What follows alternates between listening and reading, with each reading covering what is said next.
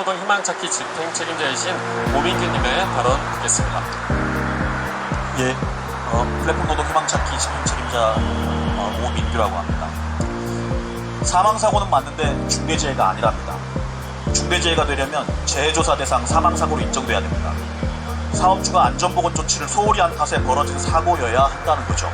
나름 합리성은 있는데요. 근데 라이더 사망사고는 단순 교통사고로 치부됩니다. 도로 사정을 플랫폼 기업이 좌우할 수는 없는 거 아니야? 뭔가 이유가 되어 보이는 것처럼 보입니다. 하지만 이런 이유로 사업주 책임도 묻지 않고 예방대책도 안 세웁니다. 그러는 사이 배달업은 부동의 산재 1위 업종이 되었습니다. 산재사고 통계를 보면 배민이 1등, 쿠팡이츠가 2등입니다. 그냥 1등이 아닙니다.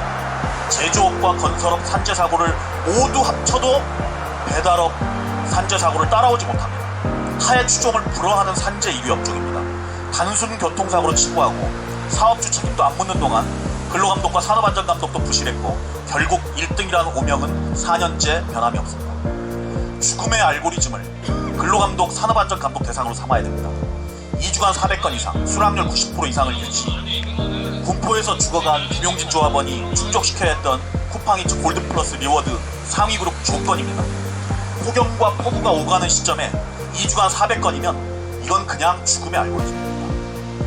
쿠팡이츠나 배민은 이 모든 것이 라이더의 선택이라고 절대 강요한 적 없다고 변명합니다. 배달 단가를 바닥으로 떨어뜨려 놓고 수락률 높이면 돈 좀 더 줄게 이렇게 프로모션 걸면 이게 과연 선택입니까? 이 죽음의 알고리즘이 범인인데 근로감독이나 산업안전감독 대상을 삼질 않습니다. 산재 1위 업종 사고를 줄일 수 있는 가장 확실한 대책을 놓아두고 어떻게 산재를 줄일 수 있습니까? 오로지 이윤을 위해 죽음의 알고리즘을 만들어낸 플랫폼 기업에게 책임을 물어야 됩니다. 산재 예방을 위한 데이터는 차고 넘칩니다. 어제였습니다. 이재명 정부 국정과제에 설계한 국정기획위 국민보고대회. 정말 자주 들을 수 있었던 단어가요, 이런 겁니다. AI 강국, 혁신경제, 균형성장, 데이터 강국. 배달라이더나 대리운전기사는요, 한 건당 3.3% 사업소득세를 뗍니다. 한 건당 산재보험료, 고용보험료를 뗍니다. 다시 말해 국세청과 근로복지공단에 모든 필요한 데이터가 다 쌓여있다는 얘기입니다. 기본 배달료가 바닥으로 떨어진 뒤에 얼마나 소득이 곤두박질 쳤는지 국세청과 근로복지공단 데이터 다 입증해 줄 수 있습니다. 산재사고 역시 마찬가지입니다. 산재보험료 납부기간을 납부기간을 중심으로 사고 수치를 뽑아보면 배달업종에 입직한 지 얼마 된 라이더에게 사고가 집중되는지 답이 나옵니다. 저희가 노동부 통해서 요청해서 근로복지공단에서 받은 데이터에 따르면 입직 후 3개월부터 1년 사이에 가장 사고가 많습니다. 그렇다면 산재 예방 교육이 어느 쪽에 집중돼야 되는지 데이터가 다 말해줍니다.